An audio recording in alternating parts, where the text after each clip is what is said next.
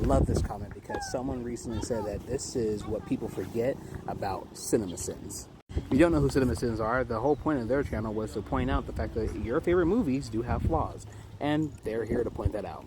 And again, the idea was showing that it was still a great movie, even though it had its flaws. And that person pointed out the fact that at some point people forgot about that's the whole point, is to still enjoy the movie even if it might have flaws. There are going to be some absolute stinkers, that is true, but there are still things you can enjoy even when it has minute issues. And because people have forgotten that, everyone wants to be the next CinemaSins, and so they critique the crap out of everything. It is okay for a movie to be just okay. People talk about how the MCU fell off after Endgame, but people forget that even in the early days of the MCU before Endgame, there were some stinkers. And I've talked about it before, and I can go into it in another video, but the MCU's real issue is oversaturation. In fact, James Gunn talked about that recently as he's been doing his press tour for Superman. But does the Lord of the Rings suck because they didn't use the Eagles? Does the Twilight Saga suck, the books, mind you, because of the fact that they chose not to have a big battle in the book? Does Star Wars as a whole suck because they continue to expand the universe that keeps pointing out more and more plot holes between the prequels and the originals? No.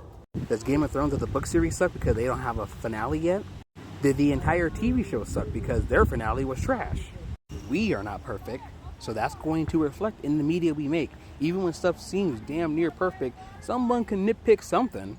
Heck, my wife and my own sisters pointing out a flaw I had in my last book that I wrote, and while they now know that I had plans for something further in the future, it was a flaw that I could have fixed, and that's okay, and that's fine. Flaws happen.